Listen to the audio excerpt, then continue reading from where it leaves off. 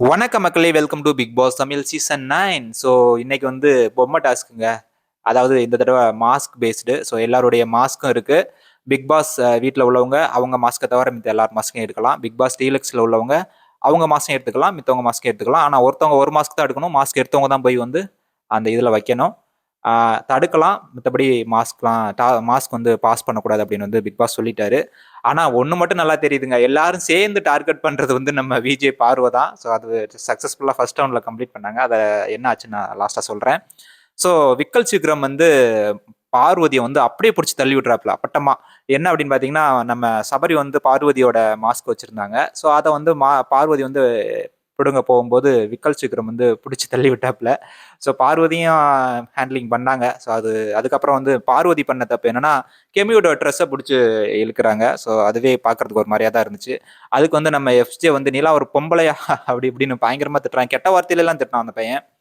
So அந்த பையன் கெட்ட வார்த்தையில திட்டும்போது அத என்கரேஜ் பண்றாங்க. நம்ம கனி திரு, அன்னபூரணி அக்கா, உப்புபூரணி அக்கா இருக்காங்கல்ல, அவங்க வந்து என்கரேஜ் பண்றாங்க. "தப்புடா, அப்படிலாம் பேசக்கூடாது" அப்படின்னு வந்து சொல்றதுக்கு அங்க உள்ள ஒரு நாகரீகமான ஒரு பெண்ணா இருந்தா அத சொல்லலாம். ஸோ அது வந்து ஒரு பிக் பாஸ் வீடு எல்லாரும் பார்க்குறாங்க. ஸோ ஒருத்தன் கெட்ட வார்த்தையில பேசும்போது அப்படி பேசக்கூடாதுன்னு சொல்றது தான் நாகரீகம்.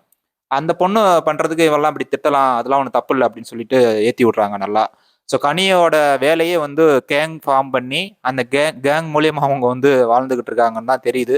பியூர்லி எக்ஸ்போஸ்டு கனி. அ பார்வதி பார்வதி பண்ண விஷயத்தினால. நானே நல்லவங்க தான் நெனச்சுக்கிட்டு இருந்தேன். ஸோ எனிவே அதுக்கப்புறம் பார்த்தீங்கன்னா, நம்ம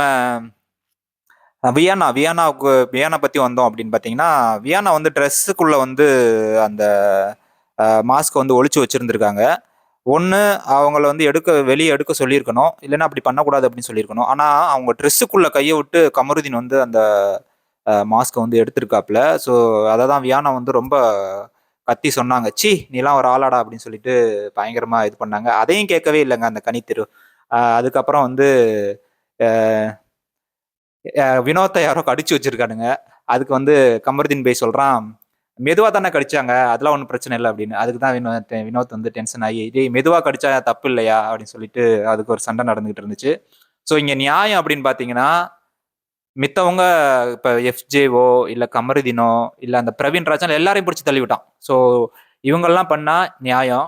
பார்வதி ஏதாவது ஒரு சின்ன மிஸ்டேக் பண்ணாலும் அது வந்து பார்வதியோ, இல்ல நம்ம திவாகரோ யாராவது ஒரு சின்ன மிஸ்டேக் பண்ணாலும் அது அநியாயமாயிரும் அந்த வீட்ல உள்ளவங்களுக்கு.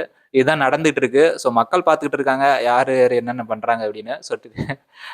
நம்ம 1 ஹவர் ஷோல என்ன டெலிகாஸ்ட் பண்றாங்க என்னன்னு தெரியல. ஸோ சபரியுமே கன்னிங் கேம் தான் விளையாண்டுட்டு இருக்காப்ல.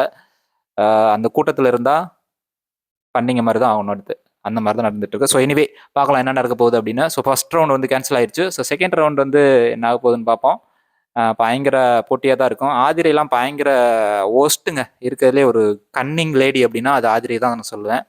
இந்த டீமுக்காக விளையாடாம அந்த டீமுக்காக விளையாண்டுட்டு இருக்கு அந்த பொண்ணு. அதுவும் பியூர்லி சப்போர்ட் வந்து எஃப்ஜேக்காக. எஃப்ஜே பண்ணது எல்லாமே நியாயம்.